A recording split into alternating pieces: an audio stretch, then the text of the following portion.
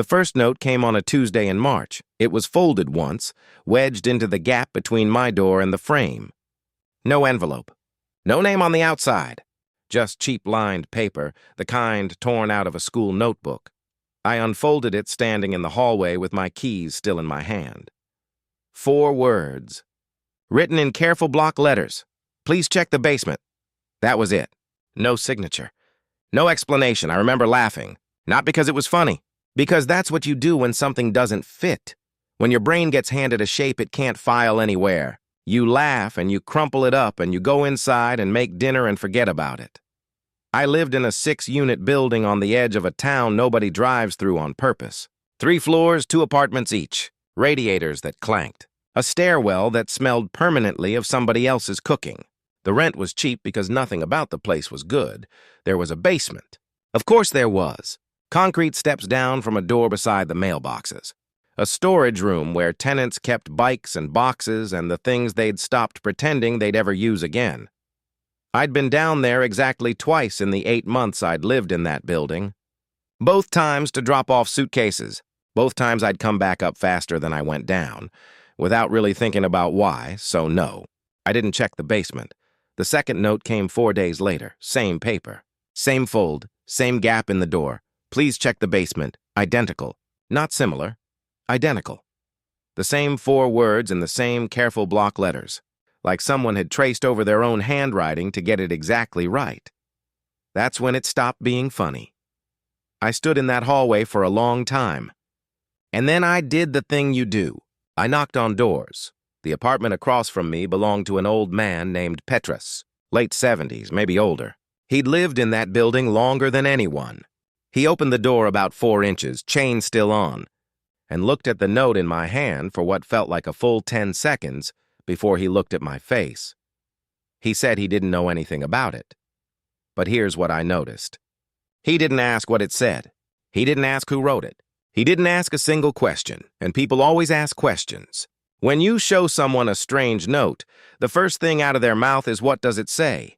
Petrus just looked at it, and then he closed the door. I want you to hold on to that. Because at the time I told myself he was old and tired and probably a little confused. That's the story I sold myself, and I bought it, because it was easier than the alternative. The alternative was that he already knew what the note said. The third note came the following Tuesday, then a 4th, then a 5th. They came roughly once a week, sometimes twice, for the next 6 months. 26 notes. I counted, because after the 5th one, I started keeping them in a shoebox under my bed, and I wrote the date on the back of each one in pencil. Always the same paper. Always the same fold. Always the same 4 words. Please check the basement. You're wondering why I didn't just go down there. I know, I'd wonder too. Here's the truth, and it's not a good one. Fear isn't a wall you walk into. It's a fog you walk through, and it thickens so gradually that you never notice the exact moment you stopped being able to see. Every week the notes came, and every week not going felt more normal, not less. The not going became the routine. The basement became a place I simply did not go. In the same way you simply do not put your hand on a hot stove. It didn't feel like cowardice. It felt like sense. There's a name for what was happening to me, and I only learned it much later. Psychologists call it normalcy bias, the mind's stubborn insistence that because nothing terrible has happened yet, nothing terrible is going to. It's why people stay in burning buildings to gather their belongings. It's why people watch a wave come in from the shore instead of running.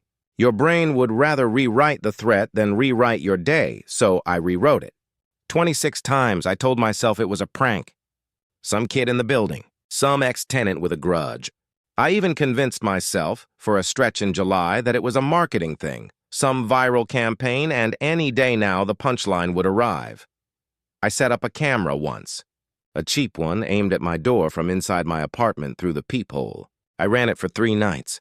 On the 2nd night, the file corrupted. On the 3rd night, the battery died at 2 a.m. and the note was there at 6. Maybe that's coincidence. Cheap cameras fail. That's what they do. Or maybe someone in that building knew exactly where my camera was. The last note came on a Thursday in September. I knew before I picked it up that something had changed. Because it wasn't folded once. It was folded twice. 6 months of the exact same fold, and now it was different, and I felt that difference in my stomach before my brain caught up. I opened it in the hallway. Different words, different handwriting, shakier, rushed, like someone had written it fast with the pen pressed too hard. I'm sorry. I can't keep asking. Whatever you do, don't go down there now. I stood there with that piece of paper in my hand, and I felt the fog lift all at once. 6 months of telling myself a story, and the story collapsed in the space of a single sentence. Because there's only one way to read those words. Somebody had been begging me to look, and now somebody was begging me not to. Which meant something down there had changed, which meant it wasn't a prank. It had never been a prank. Somebody in my building had spent 6 months trying to make me open a door they couldn't open themselves, and now they were out of time. I went to Petrus's apartment first. I don't know why. Instinct, maybe, or the memory of the way he hadn't asked what the note said. The door was ajar, not open. Ajar. The way a door is when someone leaves in a hurry and doesn't stop to hear it click. I pushed it. The apartment was empty. Not empty like he'd stepped out. Empty like he'd gone. Cupboards open, a drawer pulled out and left hanging. On the kitchen table, a school notebook with a stack of pages torn out of it, and a pen sitting on top, and a mug of tea that was still, and I checked. I put my hand around it. Still faintly warm. I have thought about that mug more than I have thought about almost anything else in my life. Because it means I missed him by minutes. Because it means that whatever happened, whatever made him write that last note, it had happened that day. Maybe that hour. And here's the thing about that moment. Every instinct I had was screaming at me to leave the building. Just walk out the front door and never come back. You know what I did instead. I went to the basement. I want to tell you that I was brave. I wasn't.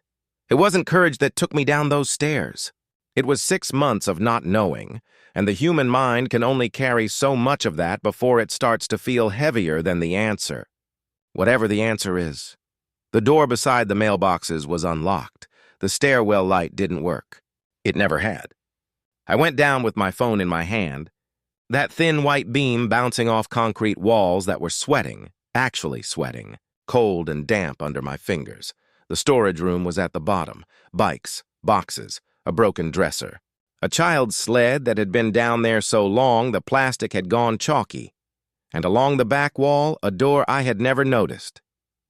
Because I had been in that basement twice, both times for 4 minutes. Both times looking at exactly what I came to look at and nothing else. It had a hasp on it, and a padlock hanging open, and a fresh scrape in the concrete where the door had been dragged wide and then pushed almost shut again. Almost, not all the way. I stood in front of it for a long time, and I have to tell you the next part honestly, even though it isn't satisfying. Even though you want a body or a room or a monster, I didn't open it. I stood in front of that door with my hand 6 inches from the wood, and the thing that stopped me was not fear. It was the last note. It was Petrus, a man in his late 70s who had spent half a year sliding the same 4 words into my door because he was too frightened or too old or too complicit to do it himself, and who had then run so fast he left his tea behind, and who had used what was almost certainly his last free minute to come back and tell me, "Don't." He didn't have to write that note. He was already gone. He gained nothing. He wrote it because he'd finally decided that whatever was behind that door, it wasn't worth me, so I turned around and I climbed those stairs. And I called the police from the sidewalk. You want to know what they found? They will not tell me. That's not a dramatic line. It's just true. I gave a statement. I handed over the shoebox, all 26 notes, dated in pencil on the back. 2 officers went down, then 4. Then people who were not officers, in vehicles with no markings. They cleared the building that night. They told us it was a structural issue. 2 days later, they told us it was a chemical concern. 3 weeks later, the building was gone. Not renovated, demolished, down to a flat gray lot that is still, to this day, a flat gray lot, in a town nobody drives through on purpose. I was not permitted back in for my things. I have called. I have written. I have been very polite, and then very impolite. I have been told in 4 different ways by 4 different people that the matter is closed. Petrus was never found. I've looked. There's no death record, no relatives, no forwarding anything. It's as if the building took him with it, and I think about him constantly, because I've had years to turn this over, and here's where I've landed. There are only two kinds of people who leave a note like that. There's the person who found something and is too afraid to be the one who reports it. And there's the person who was part of something and has run out of ways to live with it. I don't know which one Petrus was, but I know that for 6 months. An old man walked across a hallway and pushed a piece of paper into my door and walked back and waited. 26 times. 26 chances for me to be the one who opened it, so that he wouldn't have to be, and I never did. The first note came on a Tuesday in March, 4 words on cheap-lined paper, and I laughed and I threw it away. I've thought about those 4 words every day since, not because of what was down there, because of the 25 times he asked again.